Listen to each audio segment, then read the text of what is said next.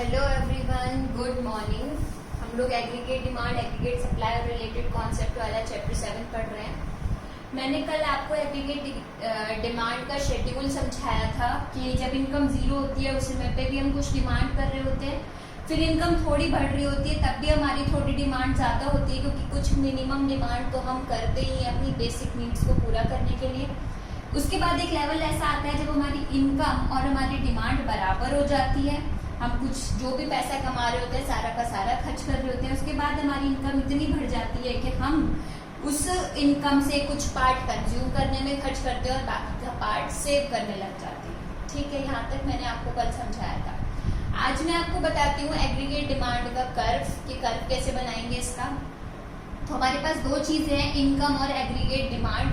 ठीक है, aggregate demand मैंने अभी आपको बताया था कि जो आपका एग्रीगेट डिमांड है इसके अंदर हम क्या ले रहे हैं, लोग कंजम्पशन ले रहे हैं। ठीक है, तो अब मैं आपको आगे बताऊंगी कि हमारे जो सेक्टर मॉडल्स बताए थे मैंने आपको, 2 सेक्टर मॉडल, 3 सेक्टर मॉडल और 4 सेक्टर मॉडल, ये क्या थे आपके, जिसके अंदर कंज्यूमर है, हाउस होल्ड है, कंज्यूमर होता था, हाउस होल्ड होता था, गवर्नमेंट होता था और एक्सटर्नल सेक्टर होता था। एक्सटर्नल जिसके अंदर हम एक्सपोर्ट माइनस इंपोर्ट कर देते थे। ठीक है, तो हम देखेंगे कि कंज्यूमर जो चीजें कंज्यूम कर रहा है वो, हाउस होल्ड जो कर रहा, सॉरी प्रोड्यूसर, हाउस होल्ड और कंज्यूमर एक ही चीज होती है। ठीक है, तो प्रोड्यूसर जो कंज्यूम कर रहा है वो, जो गवर्नमेंट कंज्यूम कर रही है वो, और इसके अलावा ये। ठीक है, तो इसीलिए हम क्या लेंगे, एग्रीगेट डिमांड को किसके बराबर लेंगे, कंजम्पशन प्लस इन्वेस्टमेंट के। क्यों लेंगे कंजम्पशन प्लस इन्वेस्टमेंट के, क्योंकि जो कंज्यूमर होता है वो जो भी चीजें खरीद रहा होता है वो किस पर्पस के लिए खरीद रहा होता है, कंजम्पशन पर्पस के लिए। प्रोड्यूसर जो भी चीज खरीद रहा है, कंज्यूम कर रहा है, वो किस लिए खरीद रहा है, इन्वेस्टमेंट पर्पस के लिए। मतलब एक प्रोड्यूसर ने कोई मशीन खरीदी, अब उसको इस्तेमाल अपने लिए थोड़ी कर रहा है, आगे पैसे कमाने के लिए कर रहा है, तो वो उसके लिए क्या है, इन्वेस्टमेंट है। इसीलिए प्रोड्यूसर जो भी चीज खर्चा करता है, जो भी कंजम्पशन कर रहा है, वो किस लिए कर रहा है, इन्वेस्टमेंट पर्पस के लिए। तो इसीलिए ये सी हम ले लेते हैं हाउस होल्ड का और ये आई हम ले लेते हैं प्रोड्यूसर सेक्टर का। तो एग्रीगेट डिमांड किसके बराबर हो जाती है, सी प्लस आई। ठीक है, चलो अब हम देखते हैं कि हमारी इनकम कहाँ से शुरू थी, 0 से 0, 20, 40, 60, 80, 100 एंड 120। तो हमारी इनकम कहाँ से शुरू हो रही है, 0 से शुरू हो रही है, तो यानी कि ऑरिजिन से शुरू हो रही है। मैंने एक्स एक्सिस पे ले ली इनकम यानी और जीडीपी, वाई एक्सिस पे मैंने ले लिया एग्रीगेट डिमांड या फिर एग्रीगेट एक्सपेंडिचर, दोनों एक ही चीजें हैं, मैंने वाई एक्सिस पे ले लिया।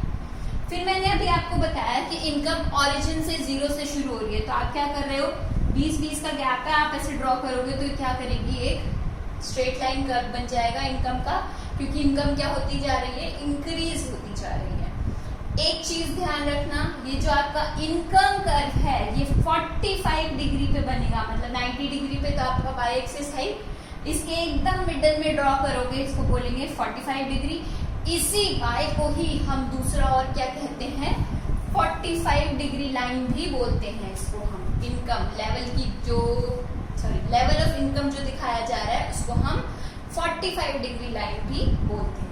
तो क्या हो रहा है, यहाँ पर 0 हो गया, उसके बाद नेक्स्ट 20 हो गया, 40, 60, 80। ठीक है, नेक्स्ट है आपका aggregate demand curve. Aggregate demand curve देखो आप 0 से शुरू नहीं हो रहा, क्योंकि मैंने बताया था जब आपकी इनकम 0 होती है उसमें पे भी आप कुछ कंजम्पशन करते हो अपनी बेसिक नीड्स को पूरा करने के लिए। तो किससे शुरू हो रहा है, 30 से। इसीलिए हमने यहाँ से ये वाली जो लाइन है वाई एक्सिस जो है उस पर हमने एग्रीगेट डिमांड लिया है, तो इसलिए मैंने क्या किया, 10, 20 छोड़ दिया, मैंने 30 से स्टार्ट किया इस लाइन को। 30, 35, 40, 45, 50, 55, 60 क्या हो रहा है, बढ़ता जा रहा है, तो इसलिए इसको भी मैंने एक स्ट्रेट लाइन कर्व बना दिया, बट मैंने ओरिजिन की बजाय कहाँ से बनाया है इसको, 30 से। 30 से क्यों बनाया, क्योंकि हमें एक बेसिक एग्रीगेट डिमांड हमेशा रहती है, minimum level of aggregate demand हमारी हमेशा रहती है। हमेशा हमें कुछ लेवल ऑफ डिमांड तो करते ही है, चाहे हमारी इनकम 0 ही क्यों ना।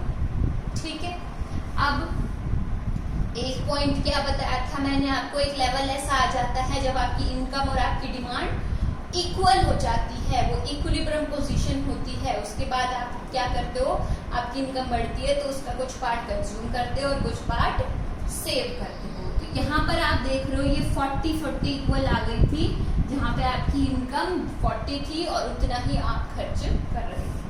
तो ये ई पॉइंट जो है उस पर आप देख रहे हो, यहाँ पर आपकी 40 इनकम है और 40 ही आपका क्या है, डिमांड है। ठीक है, यहाँ पर दोनों क्या करेंगे, इंटरसेक्ट करेंगे।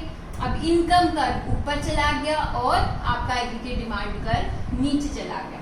तो अगर आप इस ई पॉइंट के इस साइड देखो तो देखो आपकी इनकम कम है और एग्रीगेट डिमांड ज्यादा है। तो हम यूं लिख सकते हैं कि income is less then aggregate demand. इस ई पॉइंट पे मैं लिख सकती हूँ कि हमारी इनकम एग्रीगेट डिमांड के बराबर है। इस ई पॉइंट के बियॉन्ड, इसके आगे हम क्या देख रहे हैं, इनकम ज्यादा हो गई और डिमांड कम हो गई क्योंकि हम कुछ पार्ट सेव करने लग गए। तो इसके इधर ये जो पार्ट है यहाँ पर income is greater than aggregate demand. आ गया समझ? इनकम जो लाइन होती है वो 45 डिग्री लाइन भी होती है, ओरिजिन से शुरू होके इंक्रीज होती चली जाएगी। एग्रीगेट डिमांड जो होती है वो क्या है, एक मिनिमम लेवल तो रहती ही है, इसीलिए 0 से स्टार्ट नहीं होती। तो मान लिया अगर अपने 30 से स्टार्ट हो रही है तो इंक्रीज होती चली जाएगी। तो एक लेवल ऐसा आएगा जहां पर आपकी इनकम और आपकी डिमांड क्या होंगी, इक्वल होंगी। वो ई पॉइंट क्या होगा, जहां पे आपकी इनकम और एग्रीगेट डिमांड बराबर होगी। उसके नीचे इनकम कम होगी, डिमांड ज्यादा होगी, और उसके ऊपर इनकम ज्यादा होगी और एग्रीगेट डिमांड कम होगी, क्योंकि हम क्या करने लगेंगे, कंजम्पशन प्लस सेविंग्स, मतलब कुछ पार्ट कंज्यूम करेंगे और कुछ पार्ट सेव करने लगेंगे।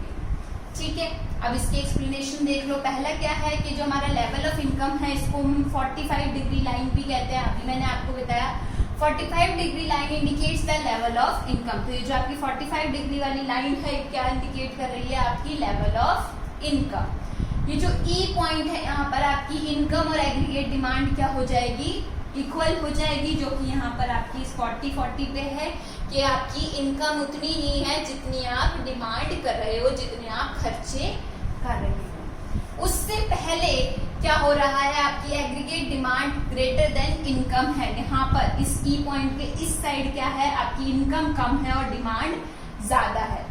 क्यों है, क्योंकि आप एक minimum level of aggregate demand हमेशा रखते हो। इससे पहले देखो आपकी डिमांड, इनकम 0 थी तब 30 थी, 20 थी तब 35 थी, यानी कि इनकम कम थी और डिमांड ज्यादा थी। क्यों थी, क्योंकि आपकी कुछ बेसिक डिमांड्स रहती ही हैं, चाहे आपकी इनकम कितनी भी हो आपको वो पूरी करनी पड़ती। ठीक है, तो एक minimum level of aggregate demand हमेशा रहता है, तो इसीलिए इस ई पॉइंट के इस साइड क्या होगा, आपकी डिमांड ज्यादा होगी और आपकी इनकम कम होगी। इस ई पॉइंट के बियॉन्ड क्या होगा, बियॉन्ड इट एग्रीगेट डिमांड क्या है, हमारी कम हो गई और हमारी जो इनकम है वो क्या हो गई, ज्यादा हो गई। तो income is greater than aggregate demand या aggregate demand is less than income.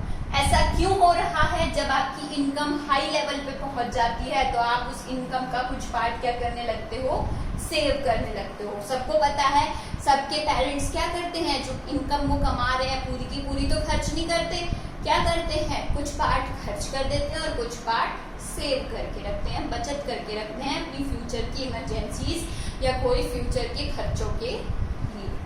तो बियॉन्ड ई पॉइंट क्या है, aggregate demand is less than income. क्यों है, क्योंकि at higher level of income people क्या करते हैं, start saving a part of income.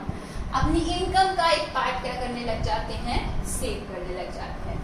Basic समझ में आ गया। इनकम कर्व जो है वो ओरिजिन से स्टार्ट होगा, एग्रीगेट डिमांड कर्व थोड़ा ऊपर से शुरू होगा, क्योंकि एक मिनिमम लेवल ऑफ डिमांड हम हमेशा करते हैं। एक पॉइंट पे दोनों इंटरसेक्ट करेंगे जहाँ पे इनकम और एग्रीगेट डिमांड बराबर होंगे।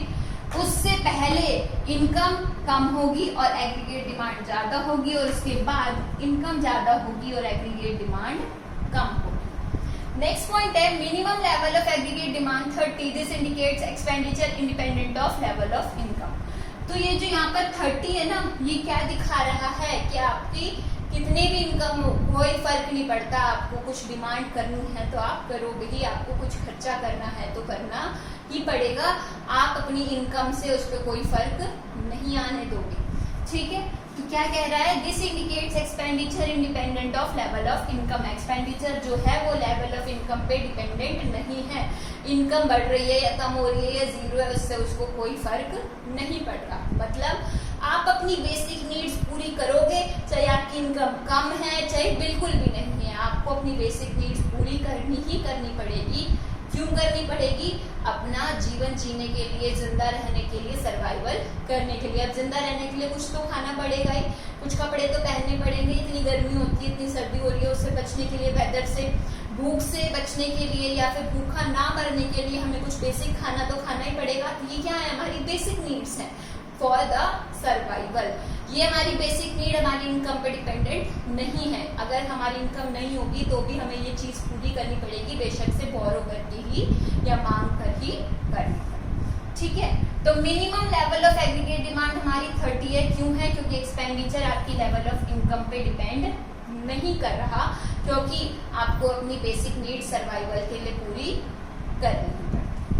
लास्ट क्या है, एग्रीगेट डिमांड इंक्रीज कर रहा है, इनकम भी इंक्रीज कर रही है। तो इनकम जीरो से क्या होती जा रही है, 0, 20, 40, 60, 80, 100, 120 बढ़ती जा रही है। और एग्रीगेट डिमांड भी क्या हो रहा है, जैसे जैसे इनकम बढ़ती जा रही है, शुरुआत में तो क्या होगा, उस पर डिपेंडेंट नहीं होगा, वो आपको कुछ कंजम्पशन करना है तो करोगे ही, पर बाद में क्या होगा, जैसे जैसे इनकम बढ़ती जाएगी आपकी डिमांड बढ़ेगी, पर इतनी नहीं बढ़ेगी जितनी इनकम बढ़ रही है।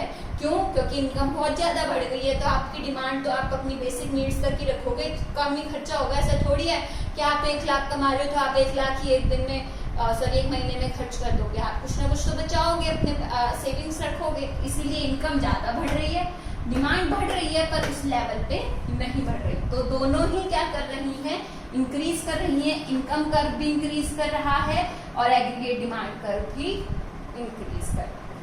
आगे समझ बेसिक्स, इनकम इंक्रीज करेगी, एग्रीगेट डिमांड इंक्रीज करेगी। इनकम हमेशा 0 से स्टार्ट होगी, एग्रीगेट डिमांड एक मिनिमम रहेगी। क्यों रहेगी?